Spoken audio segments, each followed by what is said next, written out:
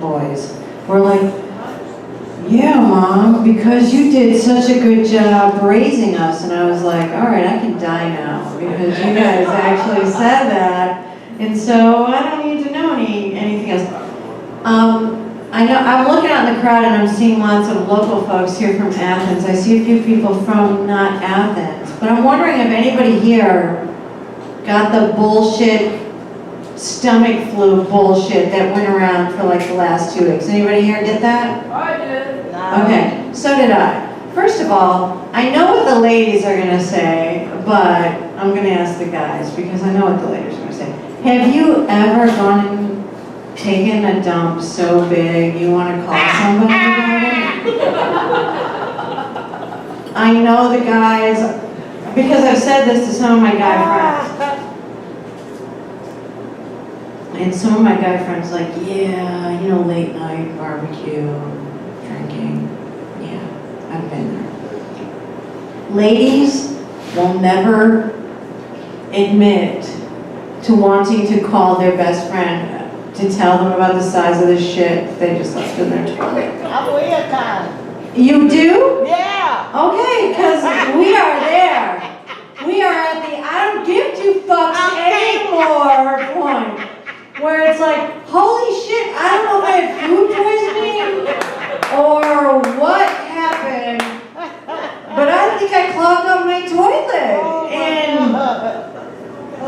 And I'm like 47 years old, and there's never been a point in my life when I have had the urge to call someone up, except for the last week, and say, I left like 5 pounds of brown shit in my toilet. I have no idea where it came from. It must have been living. I hoped I was going to be 5 pounds lighter. I got on the scale, it was only 3 pounds. I tried to make that justification. I'm like, I flushed like 3 times. Anyway.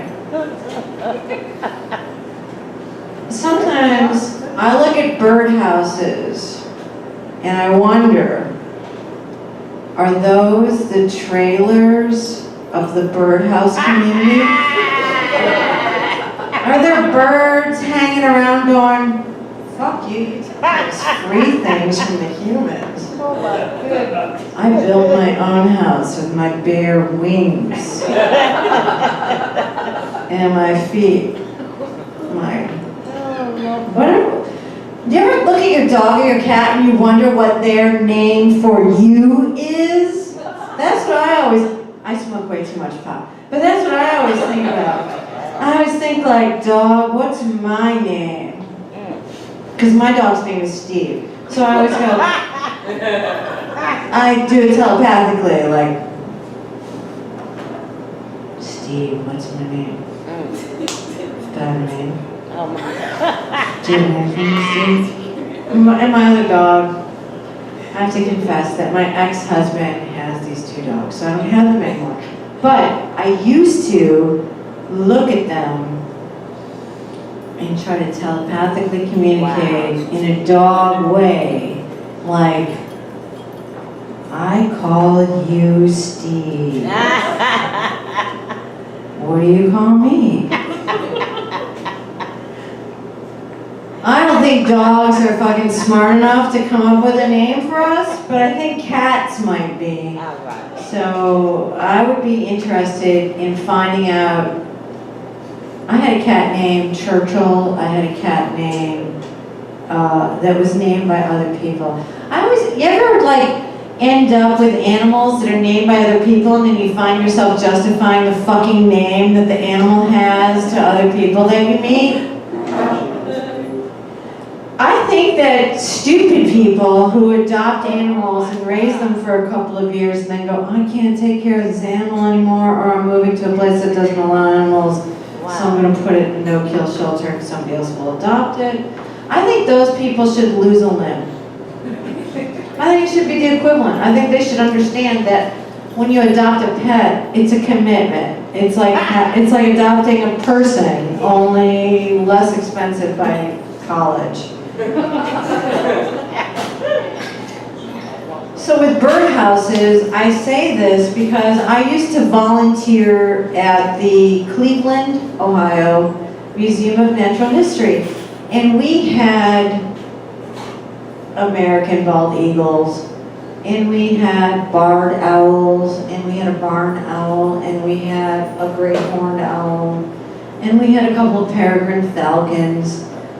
And they lived in human-made houses, let's call them habitats. And so a long time ago I started thinking like, so are these like handicapped birds that we're just keeping alive so that other people can see how birds live? Because eagles only mate in flight. So the Cleveland, Ohio Museum of Natural History built a giant flight cage. Like it's as big as the music room next door. It was like 200 feet high, a cage, like these fucking eagles could go anywhere. They were injured eagles, so like they'd flown into electrical wires or they'd been injured in some way and needed to be rehabilitated. And I always wondered if animals view us as just another animal, what do they say about us? Like, look at them humans, them and their four-wheeled shells, burning up all the fossil fuels. Do you think they're jealous, or do you think they just don't give two fucks? I personally want to think that they just don't give two fucks. At the same time, I'm hopeful. I'm hopeful because as a human, a couple of weeks ago, I left some dirty 5-gallon buckets outside of my studio door, and someone picked them up and walked away with them. And I put a "Thieves! Bring back my work buckets!" sign on my studio door. And last week they magically reappeared, plus 2 additional buckets. So my faith in humanity was temporarily restored, because it doesn't take long to lose faith in humanity.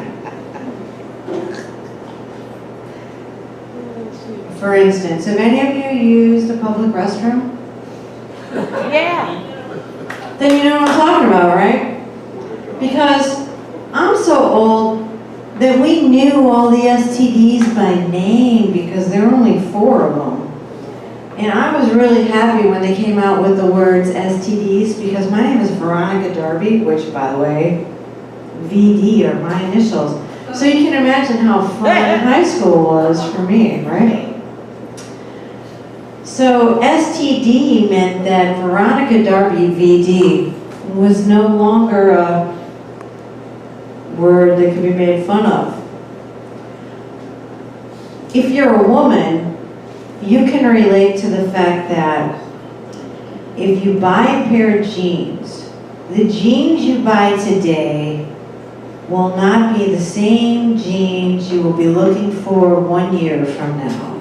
I can tell you this because I'm wearing these jeans tonight, because the jeans I had on yesterday were about 10 years old, and I did one of those like weird deep knee bends and heard a little thing happen, and realized that because they were 10 years old, I would have to go to a thrift store to look for the same brand of jeans in the same bootcut style, because the jeans they make for women today are not jeans that they make for guys. I think I'm going to finally switch over to just buying jeans for guys. Jeans they make for women are like 90% spandex. There's like, is there any cotton left in them? I don't understand. Do you know what I'm talking about, ladies? Yeah, I'm not. Okay. No. I appreciate my curves. And as my friend Aaliyah likes to point out, I shouldn't have body issues because I'm this size. But every woman I know has body issues. It's kind of like every person I know doesn't have enough money. Do you guys know anybody who has enough money? Okay. I don't know anybody who has enough money. I know people who make $1 million a year and they tell me they don't have enough money. And I look at them and think, there's got to be a way to live life on $1 million a year that would be okay, right? Right? You know what I'm talking about? I think there's a time and a place for everything. It's usually college, but there is a time and place for everything. You can't always be the judge.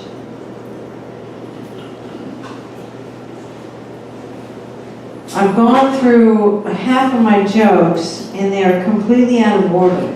So, on that note, I would like to say, don't forget that Tyler is back there wondering what you would like to drink. Because the guy that runs this place, the LiveWire here in Athens, is concerned that people that come out to see comedy don't drink as much. Apparently he doesn't understand that the comics are the damaged people that need to drink. And the people who come out to see comedy like to pretend that they're not as damaged as the people up on stage who just think the same way. I happen to know from experience that the people in the audience are sitting in the audience because they can relate. They can relate to the damage. The comics are going to stand up here on stage and talk about things that they've been through, they've experienced, but they don't want to tell anybody about. All right. I like to think that I'm not perfect, but there are parts of me that are delicious. Perfect is not delicious, and that's the thing that we need to spread to the younger generation. That it's not about being perfect. There is no perfect. Perfect is a fucking myth. Wow. Perfect.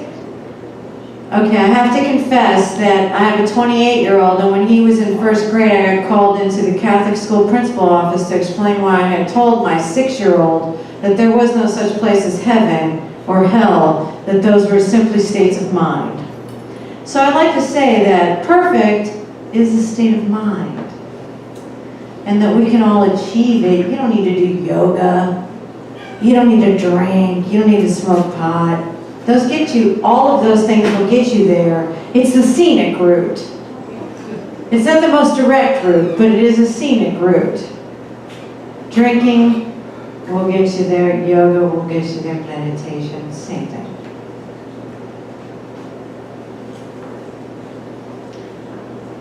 What I guess I'm trying to say is,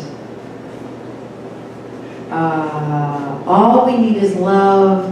The Beatles, John Lennon, blah, blah, blah. Okay, here's a little confession I have to make. A few years ago, I had this like dream job. When I say a few years ago, I want to say 2008, 2009, 2010. I had this dream job where every 4 to 6 weeks, I was taking a group of 10 plus Americans on a tour of Amsterdam in the Netherlands. Yes, that's what I said.